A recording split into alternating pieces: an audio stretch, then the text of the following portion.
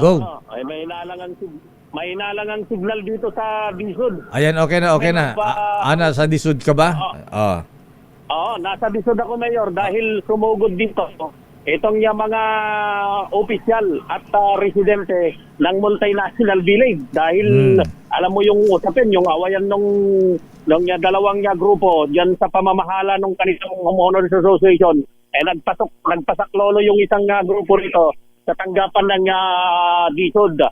Pero dito muna tayo sa dalawang electric cooperatives, Mayor. Ito yung matinding napinsala dahil sa pagtama ng bagyong Sebastian. Sa report ng National Electrification Administration o NEA, kabilang sa naapektuhan ay ang Sorseco 2 o Surigao del Sur 2 Electric Cooperative na matatagpuan sa Tandag City at ang Sibeco o Cebu Electric Cooperative 1 Incorporated na matatagpuan naman sa bayan ng Dumanhog.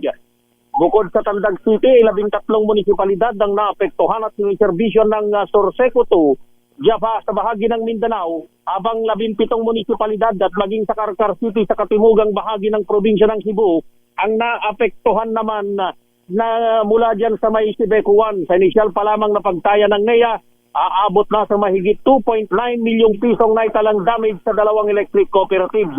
Sa ngayon ay nasa mahigit 5,400 bilang ng mga kabahayan o consumer ang wala pang maayos na supply ng kuryente matapos ang hagupit ng bagyong Sebastian. Ako si Val Gonzales, Visa Rate, una sa Pilipinas, una sa Pilipino. Daming